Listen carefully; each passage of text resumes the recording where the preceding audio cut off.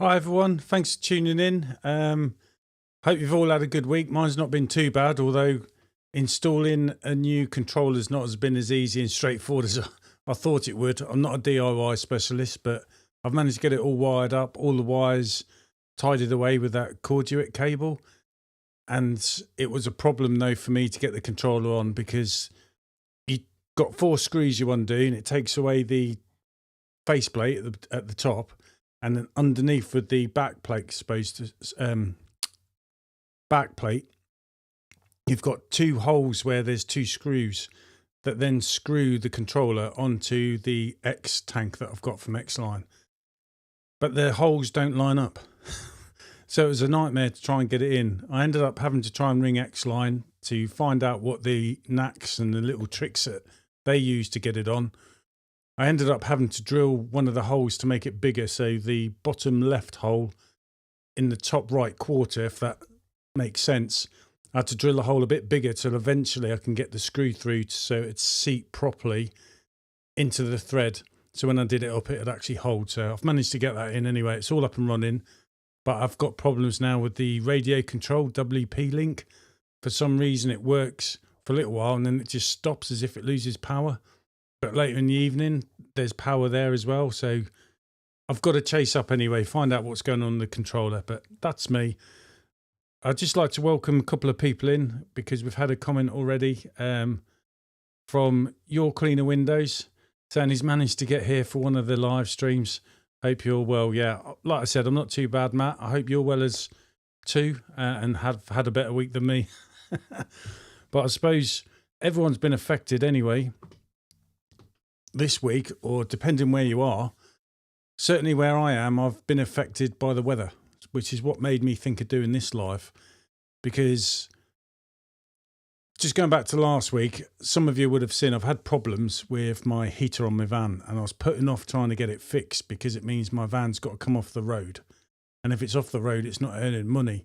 And I'm trying to cover my bases of all my bills before I take the van off the road. So it's kind of an evil circle to be in, really. But one day the decision was made for me. It was on a Thursday. We started doing a couple of cleans side by side. But when I got in the van, I just could not clear the window. It steamed up because there was 2 of us in there. My daughter was away. So it was just 2 of us rather than 3. Excuse me. So I can't demist the screen. And with the low sun, it made it not safe to drive, really. And I know it's just going to slow my day down. So I made the decision to sack the day off. I came home, told my wife we're sending messages out that we're not coming around today. I've got van issues. But obviously before I could tell everyone that, I've had to get in touch with my garage to ask them when can they fix my van, which was going to be on a Monday. So I knew then I wasn't working Thursday, obviously, and I wasn't going to work the Friday. So I had to let all my customers know that we won't be coming round, including those on a Friday I'd booked, which was for a gutter clear, because the gutters were just, with the cold weather, they were that frozen I wouldn't be able to do a gutter clear day. So we told them as well, I've got van issues, I've got the van booked in on Monday, and I'll keep them updated, because when you get to the garage, they've got to find out what's wrong, and then it depends on the time for the parts to be delivered. Because like most people now, when you get parts, they've got to come from Europe, and then they get brought over, so there's a delay, sometimes up to 7 days. Luckily for me though, anyway, Monday got my van turned round, got my heater fixed. It was a new fan, new resistor needed in there. That was back up and running on the road, so I could tell my customers. And so I'd lost quite a few days work basically, which is a big hit, and I'm kind of on fumes. So we arranged stuff, got going, and then obviously as the week's gone on, I don't normally work Saturdays now. The last 4 years I have worked 6 days a week. So my family obviously are suffering. So we don't work Saturdays except for one Saturday a month because we can't fit them customers in anywhere else the size of the jobs are. So we take the hit on that one. But we decided we'd work this Saturday, the one that's just gone, to make up for the amount of days money we've lost, because we don't know how the rest of the month's going to pan out with the weather. So we all planned anyway to work. And then obviously on Friday, just gone, I was looking on the weather app, as you do, to keep an eye on the weather, and I could see the high winds were forecast and I could see it being a problem. So we was agonising, but we went with the decision not to work on Saturday. So I did one gutter clear because I didn't get it fitted in on the Friday. It was just a bit of one of those days where it goes against you. So we caught them up Saturday morning before the wind got too bad. No window cleans that we were going to do, and it was a good decision. So that prompted me to come up with the idea for this video about should you skip working due to high winds. I'll just go to some of the comments for a sec. Matt's just come up from Your Cleaner Windows. Had one day total washout and had to work Saturday to catch up. So it's pretty much what I was saying, as I hate starting a new week when I haven't finished the week before. Yep, I like to be on the ball, but sometimes you're that busy, you just have to lose a day. And it's when you lose a day, it's impossible to catch up, or I find it anyway. When I first started, it weren't too bad because you had more room to maneuver, but now everything's so packed out, you just can't catch up. So I just accept I am behind. But when you've got people that get done every 8 weeks, sometimes end up being 9 to 10 weeks in extreme cases. And I don't like that really happening for my customers. But luckily, they know something's come up, something's gone wrong, all with me van. That's why I'm a bit behind. So they kind of tolerate that, luckily enough for me. So I know how you're feeling, Matt. So why would you then lose a day's window cleaning due to high winds? Well, basically, it's how the weather or the problems high winds give you. Obviously, when you're trying to window clean, it's going to be harder, as well as being horrible in them conditions anyway, let's face it, especially if it's raining and you've got the high winds. You're going to be drenched and you're going to be out there all day, but you're climbing in and out your van and all your seats are going to get soaked. Sometimes it's just not worth it. But when your budget's tight, you know you just sometimes can't just not work. You've got to get the money moving, but you've got to weigh everything up. And the other thing is when it's really windy, your pole's going to get blown around a lot. So it takes longer to clean the windows because sometimes you're fighting by leaning into the wind. And then when the gust drops down, you're overcompensating. It just slows everything down. So I kind of weigh things up. Also, one of the things that happens with high winds is if it's blowing a lot of grit and dust off the ground, it's going to blow it onto the windows, which you've just cleaned and are now wet. And as you know, with pure water, when it gets contaminated, the TDS levels, so to speak, are going to go high. So that's all the grit and the dust. So when they dry, they're basically going to dry spotty, and that's not going to be fair on your customers, really. So I try and look at it from my customer's point of view.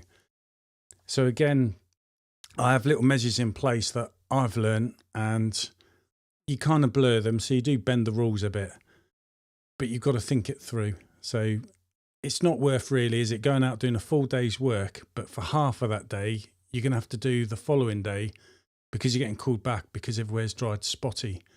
So you might as well take that whole day off in my eyes and then have a whole day of being productive doing the other admin tasks. Like there's always bits of kit that need tinkering with, or admin with your bookkeeping and so on. And it's rare you get that time to do it. So for a window cleaner, you normally get a day off. Unless you've got loads of money, it's rarely in the summer. It's going to be a day where the weather is atrocious or your van is in the garage. And you've just got to find something you can get on with, really. So that's kind of like the problems we find with high winds. And through the year, that can change as well. Because when it's dry, obviously the ground's going to be a lot dustier and it's going to blow it up. If it's a day where it's raining, all that dust is going to be dampened down. So you kind of like think of if you're as a sniper, for example, firing from inside a nice building, or we've dug a subsurface hide, it's going to be dry and dusty in certain areas where you are. So when you fire, all that dust is going to go up and give away your position. So you tend to sort of like damp it down with water. So when you fire, all that dust doesn't kick up, for example. Bit of a weird way of putting it, I suppose. So if it's raining and damp outside, then you're less likely to get the dust blown up by the wind. If it's a dry, dusty day, all that dust is going to come up on the wet windows and they're going to dry funny. So it's things like that. That's the way I try and think about it.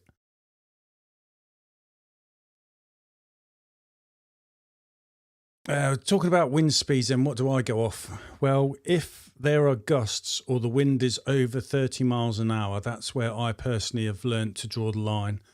it's borderline that some houses are going to be affected, some aren't.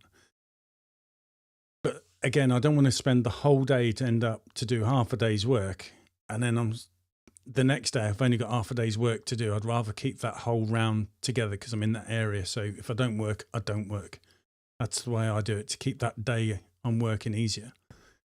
Because I found if you do that, you might think the following day you're working, you've only got half a day, but it doesn't always work out like that. And if you choose not to work, then I know I can get on productively with other tasks like my kit or bookkeeping, receipts, that sort of thing. So if the wind is 30 miles an hour or over, we tend to really look hard and think that is our limit. Should we clean or not? Now, if it's wet and damp outside, or it's not chucking it down, but there's a slight drizzle, obviously with the wind, that is unpleasant. I will then lean towards the answer of yes. So maybe I'll push it up to 35 miles an hour. If it's over that, then I won't. If it's a dry, sunny day, and it's all dusty on the ground and all the dirt and grits there, then 30 miles an hour, for example, is my limit, if that kind of makes sense. And then the other thing I do is I'll look outside and keep an eye on what the weather forecast says it's going to do to what it actually is doing. Because sometimes we stick with these weather forecasts, but they're not always completely spot on. So I tend to hang back maybe half an hour and try and assess what's going on with the forecast for that specific time of day to what's actually happening. And if I get the feeling that it is going to be, the gusts are going to get on bigger during the day, rather than work half a day and then sack it, because I'm going to get called back basically, I will sack it early. Then I know in my mind I can get on with something else productive. I hate the hanging about. So I normally wait till a set time in the morning, and I know beyond that, I ain't going to get my day's work in. That's where I make a final decision. So the risks then that you have with cleaning windows in high winds, obviously they're going to stand out a mile anyway, is, all right, I'm water-fed pole, but some houses I'm going to have to use a ladder. And then from the ladder, I'll use my water-fed pole to reach some windows because of where they're situated over a conservatory or an extension building and so on. So I think if I've got any houses like that, and it's obvious with a ladder, it's going to get blown over. It has happened to me once. I was at a place in Peterborough.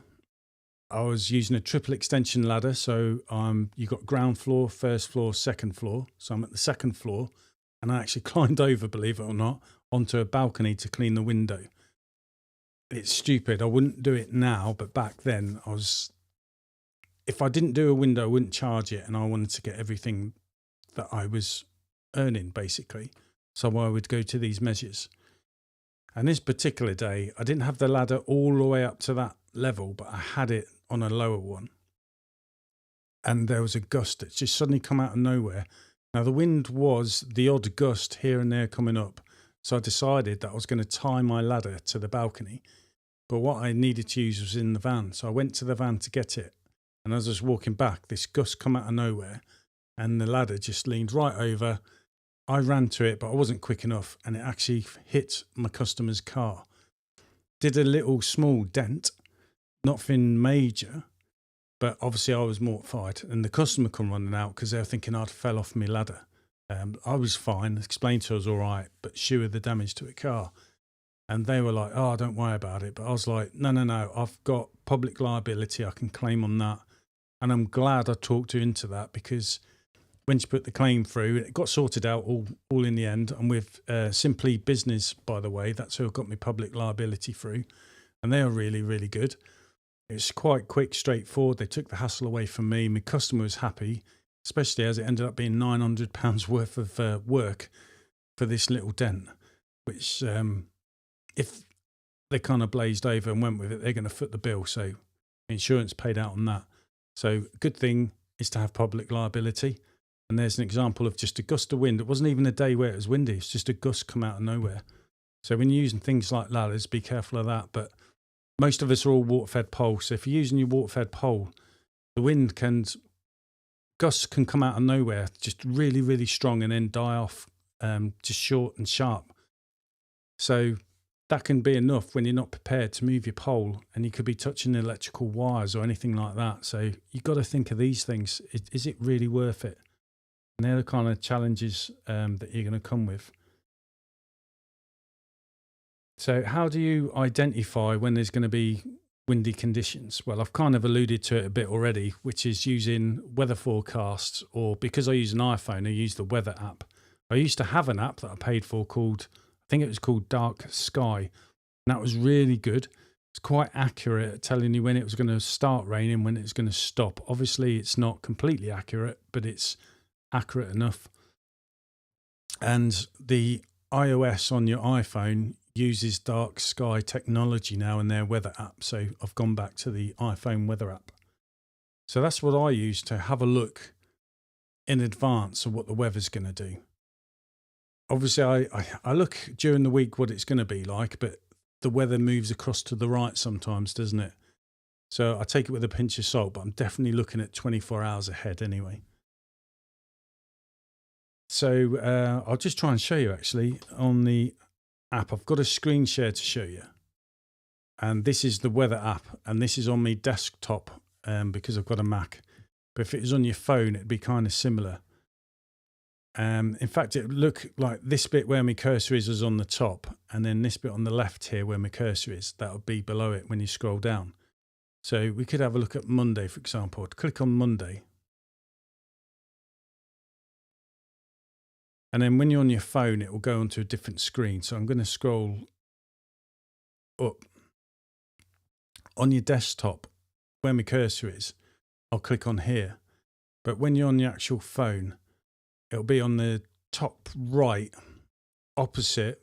So on the left, we'll have the temperature for the day. And on the right-hand side, there'll be like a cloud or something like that, and a little arrow. And if you drop on the arrow, basically gives you a list down of all these things here. So you can click wind, participation, I think is what it is for the rain. So you can go temperature, and it'll tell you what it is, but you can also go feels like. So with the wind factor, it could be temperature 5 degrees, but it feels like -1, for example. And you can go into those sort of levels. But I'll just show you, if I click onto this bit here where it says wind on my desktop, it's basically going to show you this. And I'm going to move along till tomorrow. So that's Monday. And what you'll notice is now, as I move this cursor on your phone, you'll use your finger. And as you move along, by the way, if you're on an iPhone, where this is miles per hour, that's for the wind. But if you'd be on another screen where it say degrees, where the cursor is now top right, that's where you find the button to give you the drop down to get you onto the page I'm on now. And then when you slide along here with your finger or on your desktop using your cursor, you'll see you've got a timeline. So for example, if I put it here on its highest, it's telling me right at the top, I don't know if you can see it, saying at 2:45 in the morning, it's going to be a wind speed of 24 miles an hour, west-southwest. But underneath it, it will say gusts up to 48 miles an hour. And if you can see the bit on the bottom where it's blue, that's your wind speed. And then as you go higher up, you've got on the graph, you've got green and yellow, different coloured lines. And that's the gust speed.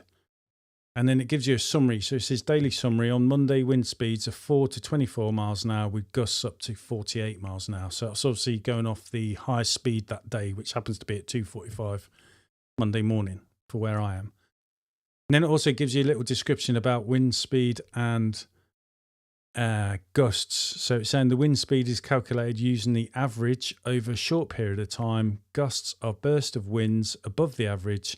A gust typically lasts under 20 seconds.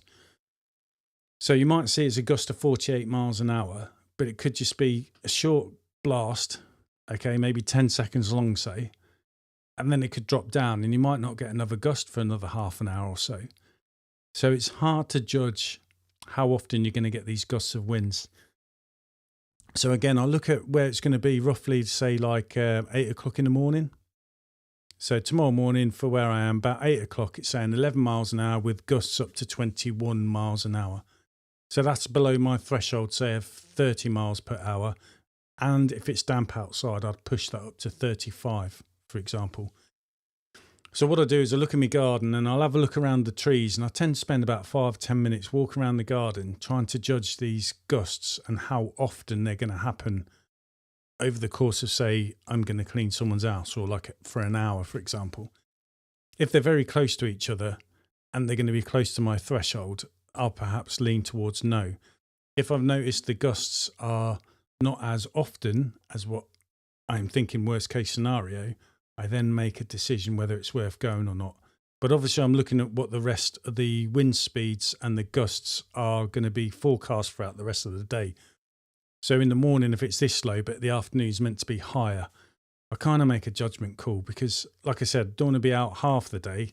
Then I stop working because I'm like, oh, it's getting too windy. Because I'm then scared the ones I've cleaned in the morning, I'm going to get callbacks on. And I could have spent that morning, if I made a decision, say by 8:30, 9 o'clock, whether I'm working or not, I could have used that time elsewhere trying to get other jobs done. So that's kind of how I use the weather app and the forecasts to judge whether I think I can go out window cleaning or not. Because it's always on my mind. It's not fair. I always think if the customer sees me turn up and it's blowing a gale outside, they're going to think I'm on drugs. Whereas if I sent a text message in the morning saying, look, looking at the weather forecast, I don't think it's worth me coming round. I'll try and come round maybe tomorrow. But normally when you get these high winds, they could last 2 or 3 days, couldn't they? So you can't work 2 or 3 days. So I know I can then get on with something else over that period of time. So that's why I try and do it. It's the same like on last Saturday, the gusts of winds were really high in the afternoon, but they're up to 50 miles an hour at around midnight. And I thought it's not fair if I clean a customer's house and then they get hit over the midnight. And then by Sunday, they could be, they just think, why did I come around cleaning when I knew the weather forecast meant to be bad? Not all your customers follow the weather, but you'll be surprised who does. All right, Matt. Yeah, I've just seen your comment, mate. Just got an iPhone, so I'll look at that. Always use Met Office. Yeah, the weather app, mate, is brilliant on your phone. Where you've seen me get to the bottom as I was trying to explain, where you can access the wind and all that lot. You'll see on the weather app, if you was to go in there, where you've got the temperature, I think it is, rather than miles per hour. So the right-hand side is drop down, and then it gives you a list of like the wind. You can see when it's going to rain, how much rainfall is expected in the day or during the hour, and so on, and flip through there. And it's using dark sky technology they've kind of got together, and it's pretty accurate, to be honest. So I know I can work Monday going off this, because by 8 o'clock in the morning, and then for the rest of the day, you'll see as it slides down, it's tailoring down. The gusts are coming more in line with the actual wind speed. And if I look on Tuesday, it's fine, and the highest gust is 22 miles an hour, so that's no problem. Wednesday, there's a little spike here at about 20 to 4. It's 30 miles an hour, so that's on the cusp, so I'll probably work that day. But obviously, Tuesday night, I'll look at this a bit more because the weather could have changed by then, so I'll always have a look at it then. Thursday's not looking too bad, and I believe Friday, oh, that's different. Friday originally was going to be high, and the 16th, that's not too bad. So for me, next week doesn't look too bad. But I definitely look at a day ahead very closely to make these kind of decisions, but I don't make a final decision till the morning, so to speak, because things can change. The forecast is not always spot on.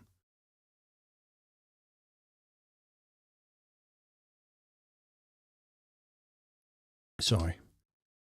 So yeah, the weather app on the iPhone, because it's works with that dark sky technology, is fairly accurate, I find anyway. Good enough for me to kind of make an 80% decision already, and then I make up the last 20% the morning on the day, so to speak.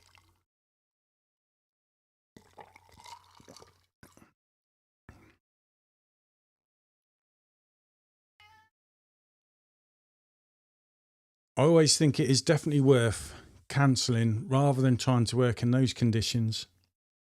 But like I say, I have a little line where I bend the rules a bit, depending on whether it's damp or dry outside as well. I try and get it as close to the bone as I feel comfortable with on making a decision, should I or should I not work, because I hate not working. Even when you've got enough money in the bank, I still like to keep building that pot up because you never know what's around the corner. I mean, I've already spent over 320 quid getting my van fixed. Then I brought a new controller the week before because I didn't know what was going to go on with my van, because I've got problems with me 45 litre trolley, and I believe the control on that's gone. So I brought a newer controller to use my old controller to go in the trolley system, which I'm trying to sort out now. I believe on my trolley system what's wrong is the battery. It's a lithium battery. And if the charges drop that much, when you try and charge it up from the mains, it's come up and say it's charged, but it won't start because the actual battery is flat or below a certain charge. If it's at a certain charge, when you put the charger in, it will then charge up. If it's below, it won't, even though your charger is telling you that it's charged, if that makes sense. It sounds confusing. So I take the battery out, and what you have to do is use a battery charger to charge the battery, put the battery back in the trolley, then use the charger with the trolley. So you're talking 2 days just to see if that works. And that's the point I'm at now.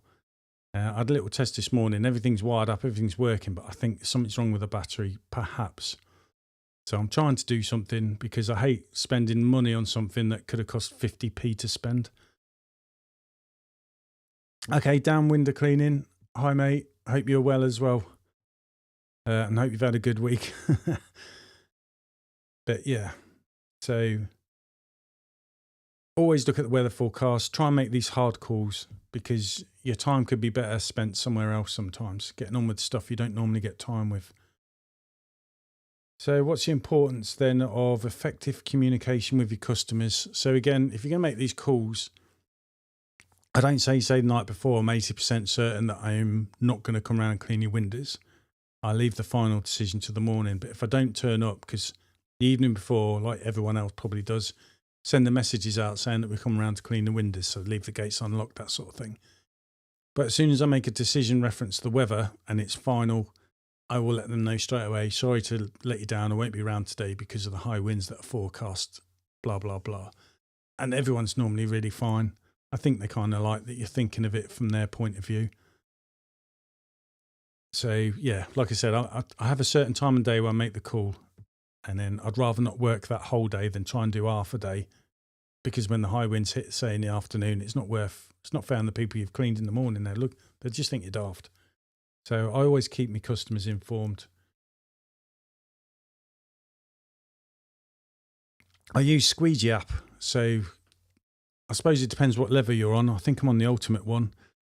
And that means basically I can click one button and say if I've got 20 cleans, for example, booked in a day, it'll send everyone the same message, but I'm only clicking one button and it populates their names for me at the top. So I use that to send messages as well. It's quite quick and speedy, but you're paying for it.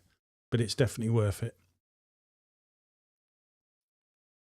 So what could you do then if you're looking ahead and say, like tomorrow, let's just say, for example, was definitely going to be way, way too windy.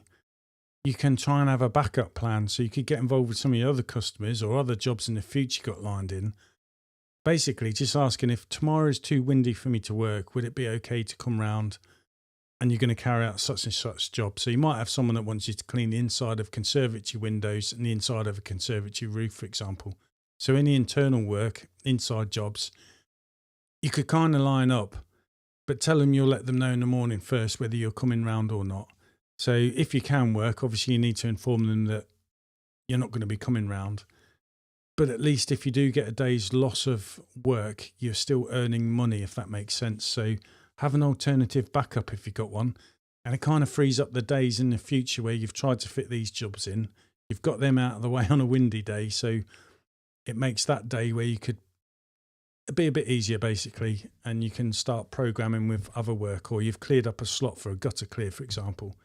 So it kind of helps you out. But look ahead and try and think of ways where you can still earn money. I suppose if you're doing a gutter clear and the gusts aren't stupidly high, but they'd say just above window cleaning, maybe see if you can do gutter clears that day. But again, if it's too windy, you can have the same problems with your poles as you would with a water-fed pole, reference the wind. And it's not worth touching electrical wires or anything daft like that. And definitely if it's raining and then you got 40, 50 mile an hour gusts, you're going to get drenched, so it ain't worth it. So like I said, try and have a backup plan on the really bad days as well. and then just speak to your customers and let them know.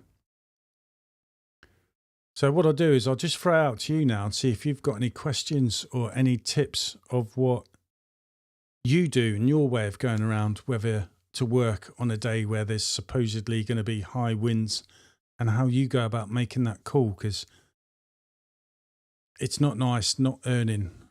Because I don't know if you're like me, you've pretty much got to earn all month just to cover your bases. When you start losing a couple of days' work, it starts to make things a bit tight sometimes. And all you need is a couple of bad months, isn't it? Or a couple of bad weeks, and then you're not in a good spot. So I like to try and even if the weather's good anyway, I like to work because I want to get all the me pot bigger to cover when I get these setbacks, because the money's got to come from somewhere. So yeah, if you've got anything, just bung them in the chat. Any tips for other people, for example, of how you cover high winds like what we've had Saturday. I don't know if it was where you are, whether it was windy at all, but I know here Saturday night we definitely, by the sound of the window anyway, had gusts over 50 miles an hour. The old lights in this house were flickering on and off quite a lot. It's like a haunted house. Might be more my house, but yeah, I think it's all due to the winds. So I spent all morning thinking, have I made a bad call? But by the time the afternoon hit, I knew we'd made the right call. So it made me feel a lot better. But how am I going to go about that? Well, this week, Monday to Friday, because I'm tight on money after everything's gone through my van, I've got me, my son and my daughter working, but so's my wife now. She's going to be coming out here and there where she can between all the school runs and that to try and catch up on the cleans we had planned Saturday. So we're going to do 2 or 3 cleans each day through the week to try and get that Saturday's work in our schedule. So we haven't moved the schedule about. So I'm a bit nervous this week on to whether we're going to fit that in, because it gets dark by 4, doesn't it? And if we've got a day where it's cloudy, it feels like it's starting to get dark at 2 o'clock. But if the sun's out, sometimes it don't get dark till after 4 for window cleaning anyway. So it's hard. And yeah, you just eat your sandwiches and bits of your pack up in between cleans while you're driving to try and just keep going, because you're against the clock. So that's what we're going to try and do this week to get over how the winds affected this on Saturday. And like I said, the week before I've had setbacks with cold weather, couldn't clear out gutters, and then obviously my van was off the road for a day. And I've got some quotes that I was hoping to do, but my van took that long to get fixed because the parts just took a while to get arrived, that I couldn't even get them in. So I've got to find out when I'm going to get those in as well.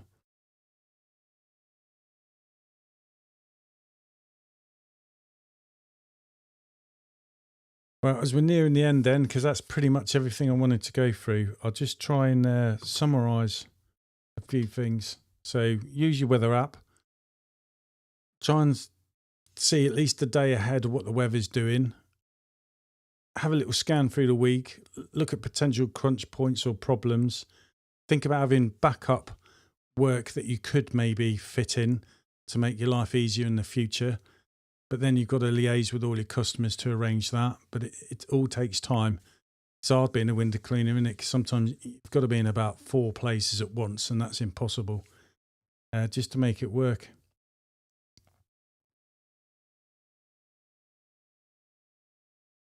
Weather's always good on the day. The van's in the garage, yeah.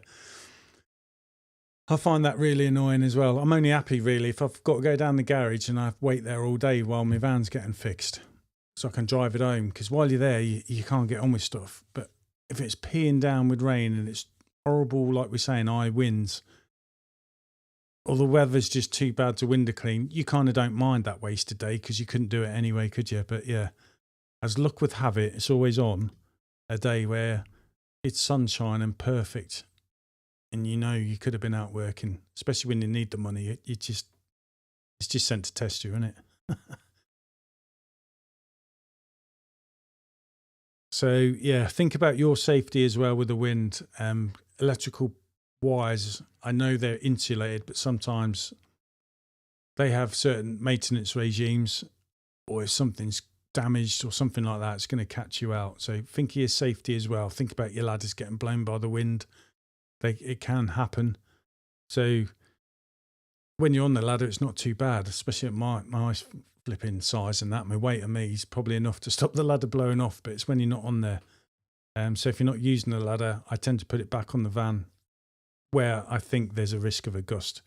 I don't chance it.